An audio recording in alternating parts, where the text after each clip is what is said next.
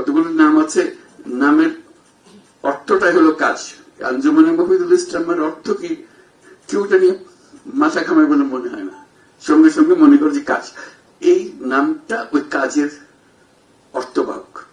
এই শব্দটাই এটা নতুন অর্থ ধারণ করেছে, এই নামটা একটা নতুন অর্থ ধারণ করেছে। এরকম একটা নাম পাওয়া মুশকিল। এটা বহু দিক থেকে এটা অনন্য একটা প্রতিষ্ঠান, এটাই আমার বলার উদ্দেশ্য। যে আজকে এখানে আসতে পেরে আপনাদের সবাইকে দেখে সেই জন্যই আমার কাছে এত উৎসাহিত বোধ করছি যে এরকম একটা প্রতিষ্ঠানের সঙ্গে আজকে প্রথম সাক্ষাৎ হলো।